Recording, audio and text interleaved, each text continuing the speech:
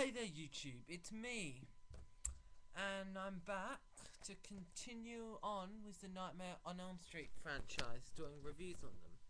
Okay, so I've done a review on the first Nightmare on Elm Street movie, and if you haven't seen that, please do so. And now I'm going to review the second one, Nightmare on Elm Street Part 2, Freddys Revenge. Okay, so just as a heads up, there are no spoilers in this review until the end, and I will warn you before they are coming. Okay, so Nightmare on Elm Street Part 2 is directed by Jack Shoulder and stars Mark Patton, Kim Myers, and the legendary Robert Englund as Fred Krueger.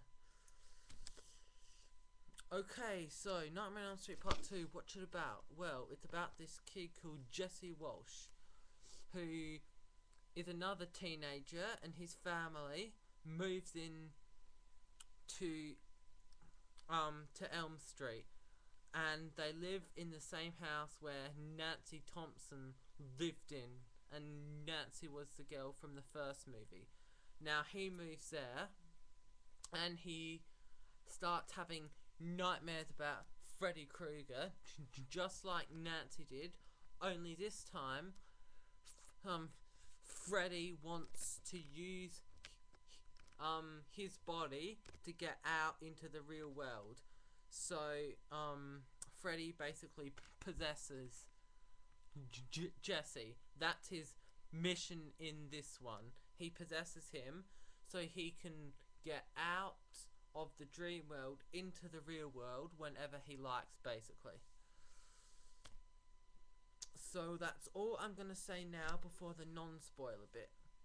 Okay, what did I think of Nightmare on Elm Street 2? Yeah, I liked it. It was a decent sequel. It certainly wasn't as good as the first one, but I don't think anyone was expecting that to happen. But it was still an enjoyable movie. Now, some things that makes it good is it has some really awesome killing scenes. I'll say my favourites in the spoiler section, but just look out for the killing scenes. The killing scenes are awesome. The acting is really good. The girl who played Lisa, who was Jesse's girlfriend, she was my second favourite actor in the movie, second to Robert Englund, of course. And the guy who played Jesse Walsh, yeah, he was alright. There was a bit of a debate about him, whether he should really be in this movie, because in real life he's gay.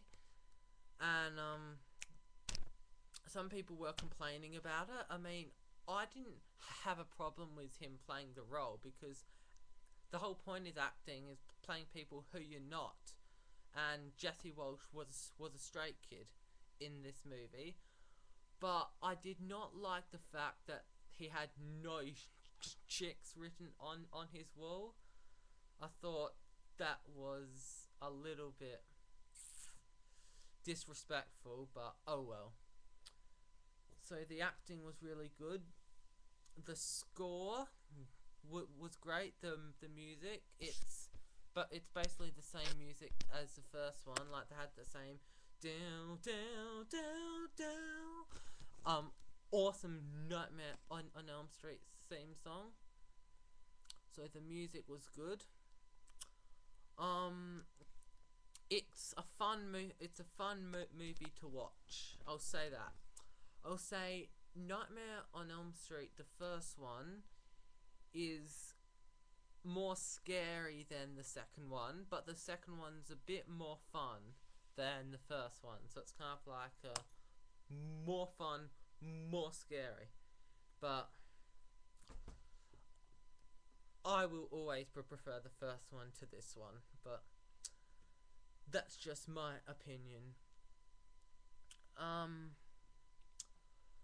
Some stuff that I didn't like about the film so much was that my biggest problem with the first movie is that it doesn't really connect to the first movie very much.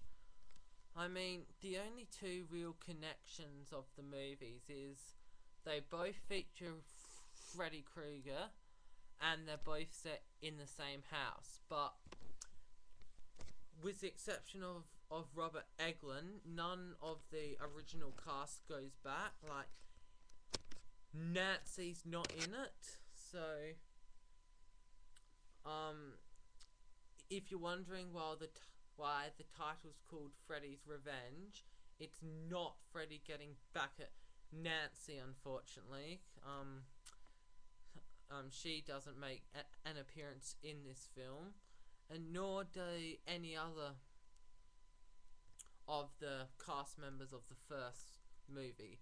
So that was a bit disappointing how it didn't connect to the first movie at all, but oh well. There were also a few scenes that were really goofy, like over the top, I guess.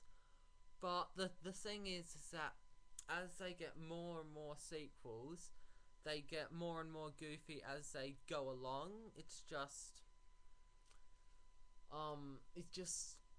what wasn't as serious as the first movie, so.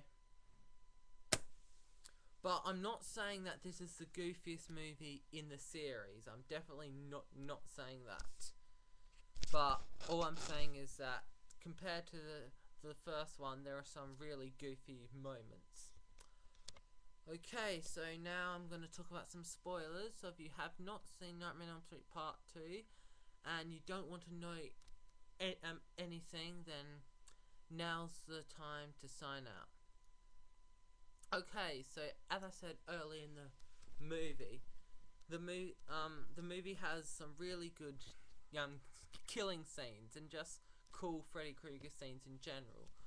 My favourite would be the one, I forgot the guy's name, but when Jesse goes to his friend's house, he leaves the party and asks if he can stay over for a bit. And his friend watches him sleep, and then Freddy Krueger comes out of Jesse's body and kills his friend, and then you see him laughing in the mirror. He does the laugh that only Robert Englund can pull off. So that was probably my favourite scene in the whole movie. And some other really good scenes. The opening scene is pretty cool. On the bus when Freddy's the bus driver and he terrorizes Jesse and those two other chicks on the bus. That was a cool scene. The scene when he tries to kill his sister but manages to resist when Freddy makes Jesse kill his sister, but he managed to resist. That was a good scene as well. Now, as I said, there were some goofy moments in the second one which I wasn't a big fan of, like the bit in the bathroom where that PE teacher gets killed. I mean, like, I didn't mind it to the bit when he got strapped up. That was good. But the bit that I didn't like is when Freddy completely stripped him naked.